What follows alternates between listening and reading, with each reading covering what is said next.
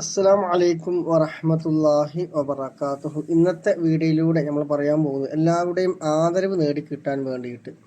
അപ്പോൾ ചെയ്യേണ്ട രൂപം ബിസ്മില്ലാഹിർ റഹ്മാനിർ റഹീം. ബിസ്മില്ലാഹിർ റഹ്മാനിർ റഹീം. അൽഹംദുലില്ലാഹ്.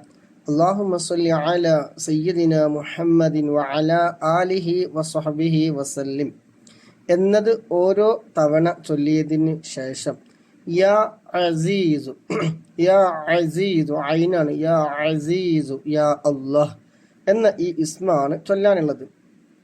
അപ്പോൾ എല്ലാവരുടെയും ആദരവ് നേടിക്കിട്ടാൻ വേണ്ടിയിട്ട് ഈ ഇസ്മ ധാരാളമായിട്ട് ഇങ്ങനെ പതിവാക്കുന്നവരെ കാണുന്നവരെല്ലാം വളരെയധികം ബഹുമാനിക്കും.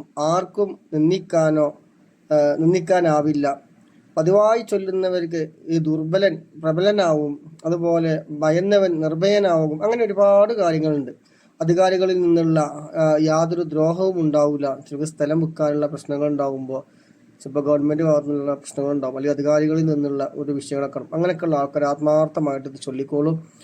എന്നിട്ട് 3 സ്വലാത്തോടു കൂടി അവസാനിപ്പിക്കുക. ഇൻഷാ അല്ലാഹ്. അല്ലാഹു സുബ്ഹാനഹു തആല ഈ ഇസ്മിന്റെ ബർക്കത്ത് കൊണ്ട് എല്ലാ പ്രയാസങ്ങളും മാറ്റി തരുമാറാകട്ടെ. ആമീൻ.